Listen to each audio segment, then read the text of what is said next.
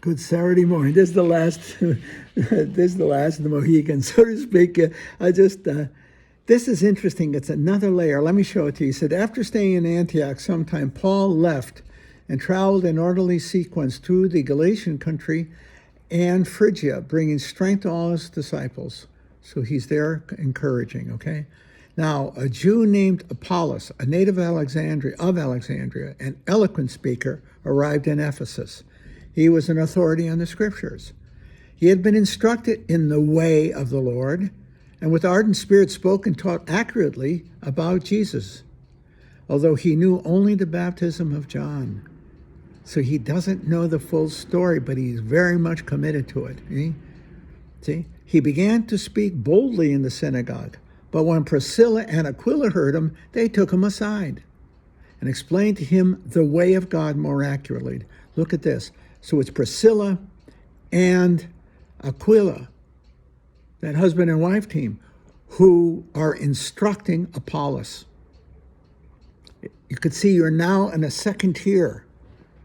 The church is teaching herself. It's the second generation, as it were, the second tier. The second generation is now doing the conversion and the preaching. The disciples of Paul are now playing the apostolic role. They are the teachers. They have been taught. They are now the teachers to the next generation. Isn't that neat, huh? That's us. See? I don't know. I think that when you're seeing the life of the church, you're seeing generation teaching the next generation, handing it on. When I mentioned this morning at Mass, I really saw, I think I said it at Mass this morning, or either today or yesterday, I don't remember. But I saw one of the great lessons I learned at Timmy's, St. Tim's. I know I've said this in these videos, but I learned about the church. I learned more about the church at Timmy's and also St. Mark's, but especially Timmy's, because I was fresh when I got here. I was learning very dramatically. I saw the life of the church. And I saw what you're seeing there with Aquila and Priscilla. I saw how the faith was passed on. To some extent by the ministry of the parish, the priests, deacon, or whatever, myself to a degree. But I saw it mostly handed on by the parents, by the community itself. I was very, very struck by the life of the community at St. Tim's. You got to know, I was in the monastery up to that point 11 years, and I didn't have the best view of parish life. I wasn't active in my parish other than going to church every day. And I can't say I had much admiration for parish life at all. I didn't want any part of it. And it's sort of a baloney full of arrogant attitude toward it until I came here. And I came here, as I mentioned many times, just to have a roof over my head when I went to grad school. But I wasn't here 3 days when I began to see the life of the faith. And I saw it in the backyard with the fathers teaching their kids how to play baseball or soccer, and the mothers going out there with their daughters teaching them how to play sports. So you got to see it. I remember I used to go out, and the pastor gave me good counsel, Father Cronin, Joe Cronin. He said, you make friends with the parishioners. There's nothing in the record. And he was right. I did. I know anybody else. I didn't know anybody. It was absolutely fresh to me. So I'd go out, and I know, what's your name? I'm Dick Heinrich Sign. Friends for life, okay? But I saw the parish. I told you the story, I know, a lot of times when Dick came up for communion with little Kathy tugging at his. She was 3 or 4 years old. I knew that that's how the faith is passed on. Through the life of the family, the life of the community, the sacrifices made to sustain the parish. I watched our men's club and ladies at our fundraise like crazy to sustain the church, to sustain the school. What a commitment these people made to St. Timothy's School. You had to see it, and it was first rate. I always thought of parochial schools as dead ends. They were anything but. God, Lordy mighty, was that a good school. I mean it, and they had these elite sisters. And if you ask me what the name of the order is, it won't come to me, okay? But they were first-rate educators, okay? We had a fabulous school. Our kids really got a marvelous education. Now, both in the faith and in every secular discipline you could throw a stick at. These kids, they were prepared to go to the best high schools in the region, and believe me, they did. Okay? This was an elite school. And I saw the commitment of the parishioners for it. Yeah, I learned what the church really was. It was a community of believers and sustaining and helping each other. It's in the Acts of Apostles, looking out for each other, taking care. Even in a ministerial way, I remember people telling me somebody is sick, somebody's this or something's that.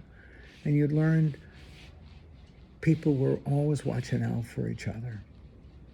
The life of the parish. I realized it. I've been here I think it's 5 generations now. And it means so much to me. It was a gift out of the blue because I didn't deserve it. All I wanted was a roof over my head. Instead, I got the church. The truth is, I learned who and what was the church, and it's affected me profoundly ever since. I'm in debt to the pastors, but most of all to the parishioners of the Union Road parishioners. That's the way I got to put it now, because the combination of 3 parishes, they have accepted me and welcomed me, even though I am completely unknown, in a sense, officially unknown. But I've been here every day, at least 6 days a week, for the last 35 years, but even prior to that, the first 5. So it's 41, essentially, out of 52 years, something like that. But the 12 years in Louisville, I used to come back and forth all the time. So it's all. I've been a part of the parish. I've been a part of the life of the parish, at least in terms of the priesthood. And I hope I've also maybe encouraged kids in school in some manner or other. I hope I have. I certainly have tried to get, if kids wanted to go to good school, school like Corrier's or St. Lucie High, I know I've written for them. And I've never written a letter in vain. Anyone I've ever vouched for got in, trust me. If I use my leverage from SLU, so what? That's what I'm here for. And I know I've always looked out for them. See, looked out for them to the extent they want it. If there's anything I can do for them, I'll do it, you see. I'm not officially there. I'm not even on the books. The check made out for my services doesn't have my name on it. It goes right to the order directly. See? Anyway, I'm just grateful to be part of it. I got more out of it than I gave.